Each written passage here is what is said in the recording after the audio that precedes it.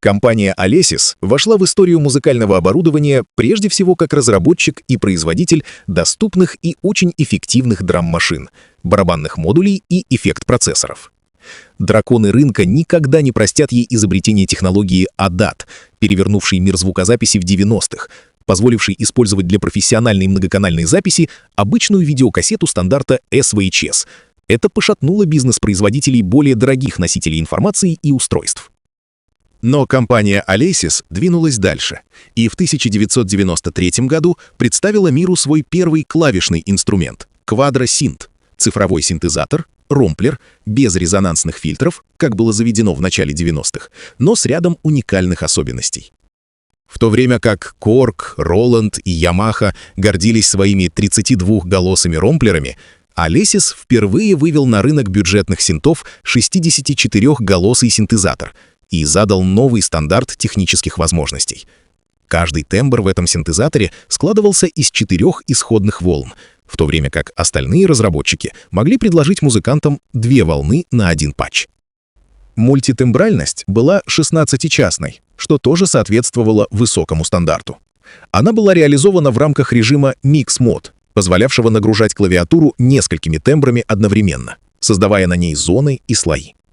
Инструмент без труда проигрывал самые сложные и плотные аранжировки, воспроизводимые со внешнего секвенсора. А своего здесь не было. Это же не рабочая станция.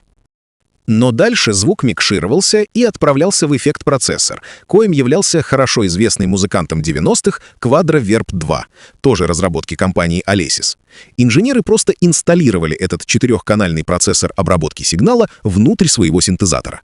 Многие считают, что именно процессору эффектов Quadra синт обязан своим феноменальным звучанием.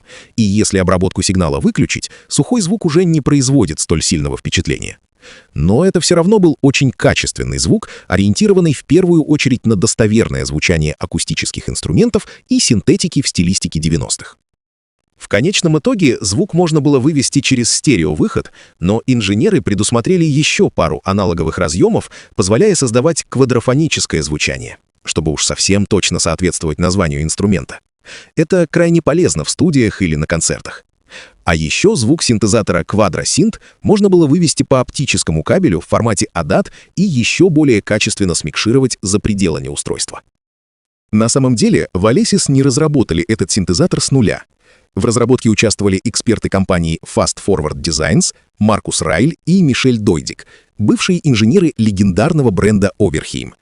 Но именно в творческом симбиозе порой рождаются самые удивительные изобретения и технологии.